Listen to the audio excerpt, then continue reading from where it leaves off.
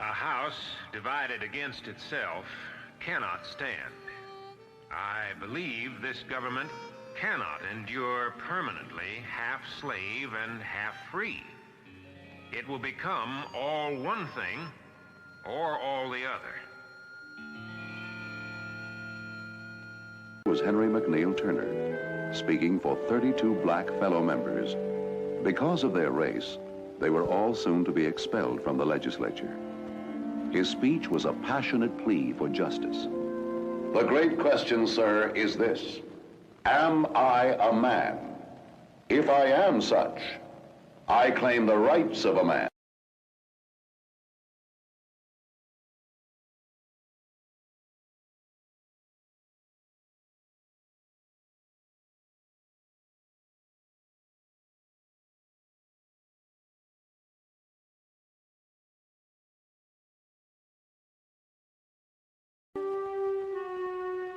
In 1847, this man, Frederick Douglass, was sold for the price of $700, his value in the slave market. Yet by that time, he was a famous author and orator, bravely speaking out and writing against the horrors of slavery and for the rights of the black man. From childhood, he had rebelled against slavery. No one could persuade him it was the white man's right to buy and sell black people.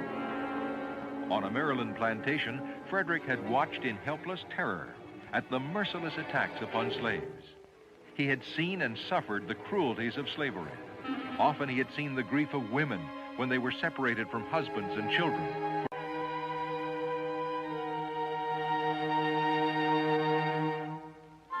When Frederick was 8 years old, he was sent to work for a family in Baltimore.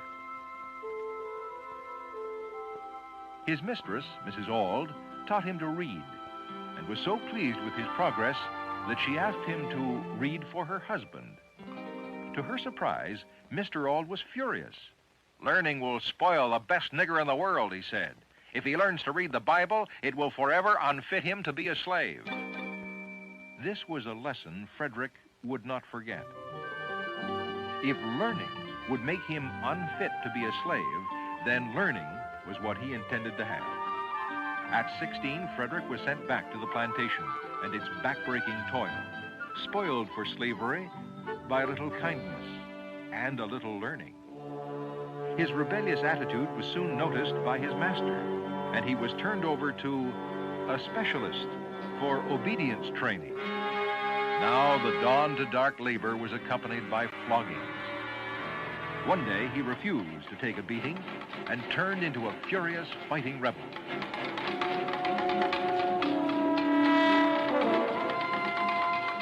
"I was a changed being after that fight," Douglass said later.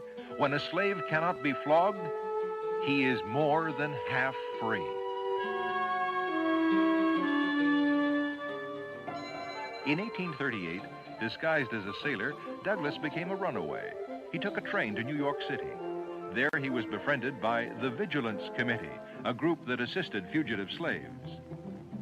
Before long, he was settled in New Bedford, Massachusetts, working for low pay on the ships, but reveling in his newfound freedom and happy in his new marriage and home life. Douglass now began to take part in the activities of the local anti-slavery society. When he met William Lloyd Garrison, the famous editor and crusader for freedom, his future was settled. It was at Garrison's suggestion that Douglass went on a speaking tour. He held audiences spellbound with the story of his life, acting out the roles in the savage drama of slavery, the brutal white master, the weary, sad-faced slave dreaming of a far-off promised land, the vicious whip-cracking overseer. He could make an audience see and feel the plight of the slave. But he was not content to be a platform performer. "It did not entirely satisfy me to narrate wrongs," he said. "I felt like denouncing them." A rumor was spreading that Douglass was a fraud, that he was a free, educated black who had never been south of the Mason-Dixon line.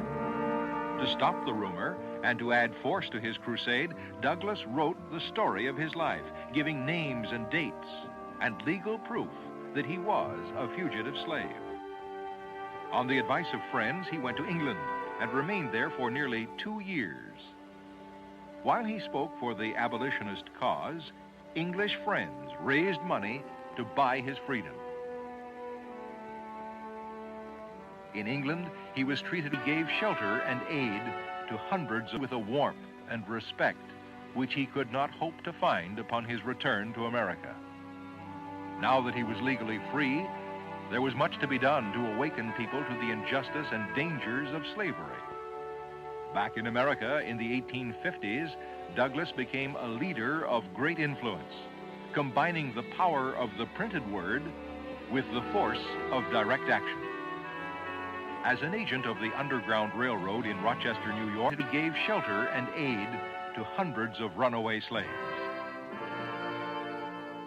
Douglass became a valuable friend and advisor to the abolitionist John Brown. He was consulted about various plans for arming and liberating slaves in the South.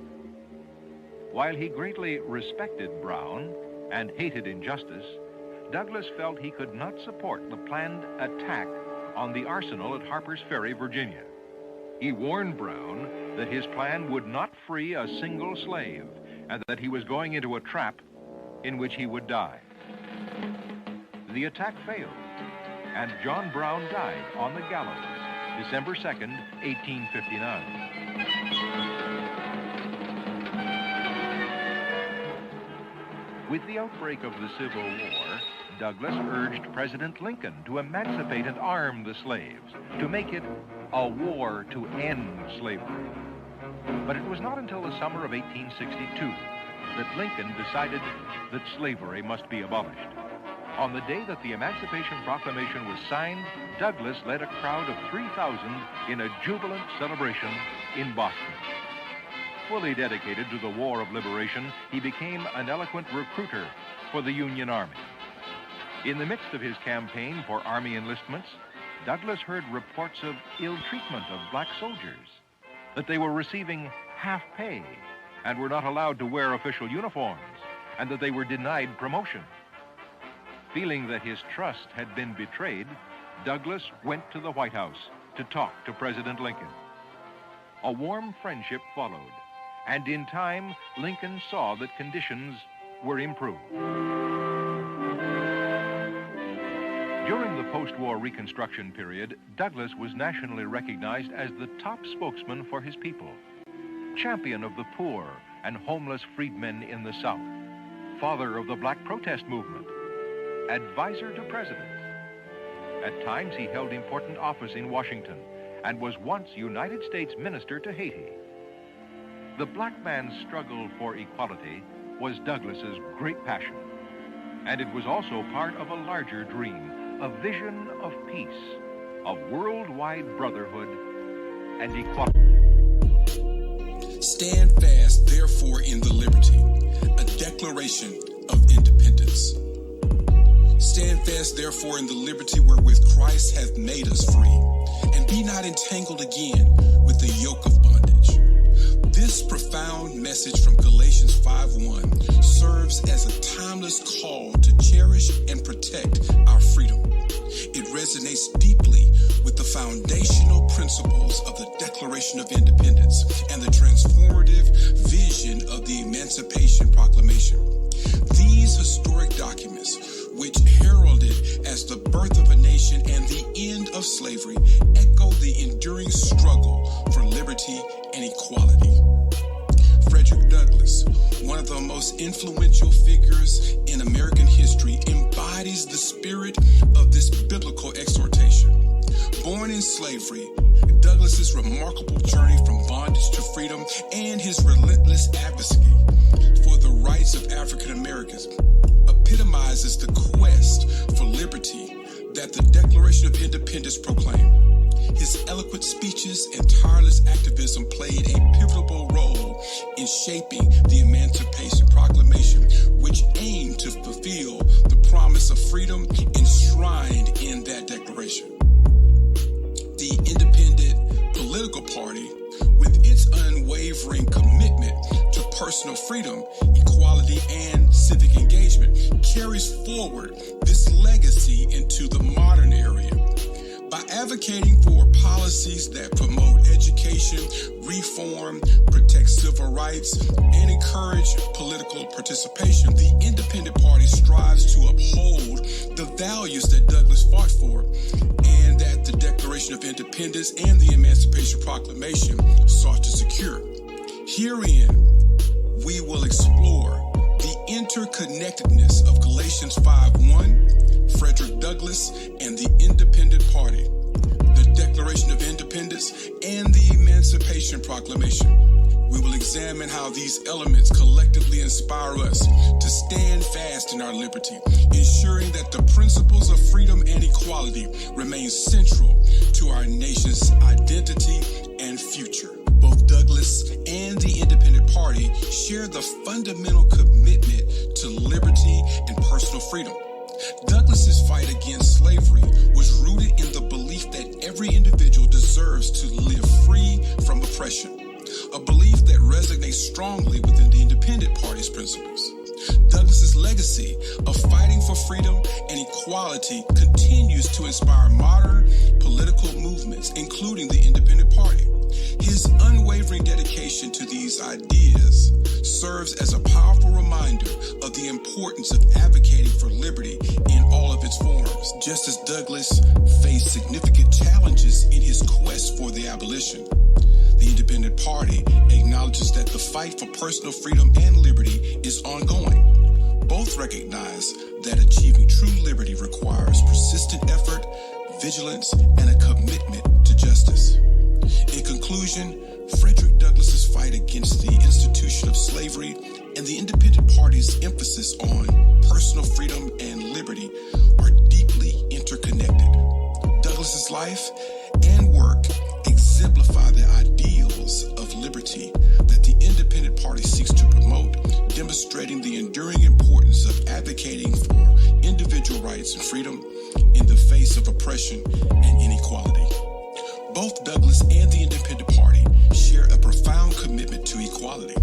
Douglass's lifelong battle against racial and social inequalities mirrors the Independent Party's dedication to ensuring that all individuals enjoy equal rights and opportunities.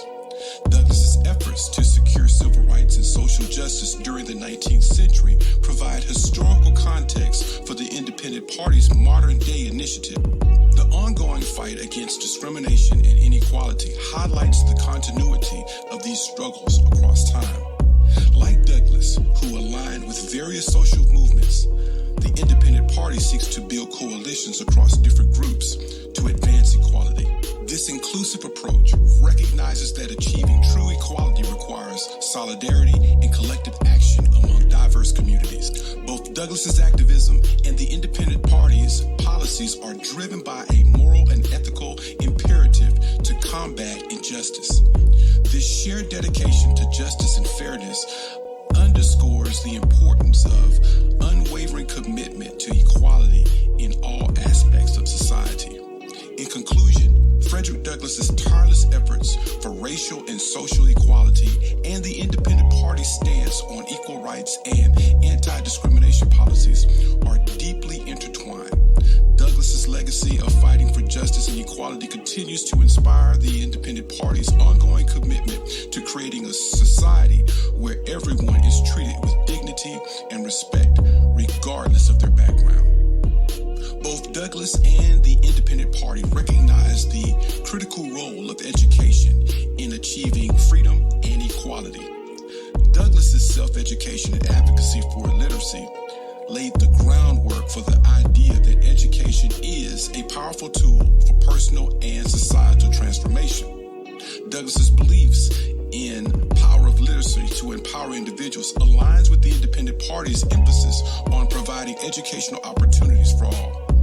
Education is seen as a means to empower individuals, enabling them to participate fully in society and the economy. Just as Douglass championed education for African Americans, the Independent Party fights for equal access to education for all demographic groups. Both understand that addressing educational inequalities is crucial for building a just and equitable society. The Independent Party's support for education reform reflects Douglass's lifelong commitment to improving educational opportunities. Both advocate for systematic changes that ensure high-quality education for all, recognizing that such reforms are necessary for long-term societal progress. In conclusion, Frederick Douglass's emphasis on self-education and the promotion of literacy and the Independent Party's support for education reform and access to education are fundamentally linked. Douglass's life and legacy highlight the transformative power of education, a principle that the Independent Party continues to uphold in its efforts to create a more equitable and informed society. By prioritizing education, both Douglass and the Independent Party champion the idea that knowledge is the key to freedom and empowerment. Both Douglass and the Independent Party recognize the power of speech in shaping public opinion and influencing policy. Douglass's eloquent speeches and the Independent Party's commitment to open dialogue demonstrate the crucial role that communication plays in political advocacy. Douglass's active engagement in political processes parallels the Independent Party's emphasis on civic engagement. Both advocate for the idea that active participation in politics is a form of empowerment and a means to effect change. Douglass's ability to mobilize support for abolition and civil rights through his oratory skills mirrors the Independent Party's efforts to galvanize public involvement in political processes. Both understand the importance of rallying people around common causes to drive social and political change. Just as Douglass educated the public about the injustices of slavery and the importance of civil rights, the Independent Party seeks to educate citizens about their roles and responsibilities in democracy. Both aim to increase awareness and understanding as a foundation for informed political participation. In conclusion, Frederick Douglass's use of oratory to influence public opinion and policy and the Independent Party's encouragement of civic engagement and open dialogue are deeply interconnected. Douglass's powerful speeches and active political participation serves as a historical example of the impact that effective communication and advocacy can have on society. The Independent Party's commitment to fostering civic engagement and open dialogue continues this legacy, emphasizing that active and informed participation is essential for a vibrant and equitable democracy. In Galatians 5:1, we are reminded to stand fast, therefore, in the liberty wherewith Christ hath made us free, and be not entangled again with the yoke of bondage. This powerful verse serves as a fitting conclusion to our exploration of the parallels between Frederick Douglass's fight for freedom and the principles upheld by the Independent Political Party. Frederick Douglass, through his relentless pursuit of liberty, equality, and education, exemplified the spirit of standing firm in freedom. His journey from enslavement to becoming one of America's greatest orators and abolitionists is a testament to the transformative power of education, the importance of political participation, and the unwavering commitment to human rights. Douglass's life and work remind us that freedom is not merely the absence of physical chains, but the presence of opportunities for all to realize their full potential. Similarly, the Independent Political Party champions the cause of personal freedom, equal rights, and civic engagement. By advocating for education reform, anti-discrimination policies, and open dialogue, the party seeks to ensure that every individual can stand fast in their liberty, free from the yoke of social and political bondage. The Independent Party's emphasis on non-partisanship and political integrity reflects Douglass's belief in the power of truth and justice to overcome oppression and inequality. As we draw inspiration from both Frederick Douglass and the principles of the Independent Party, we are called to remain steadfast in our pursuit of promote equality, support education, and encourage active political participation. In doing so, we honor Douglass's legacy and uphold the enduring values that define a free and just society. In conclusion, let us embrace the call of Galatians 5:1 to stand fast, therefore, in the liberty, and ensure that neither we nor future generations are entangled again with the yoke of bondage.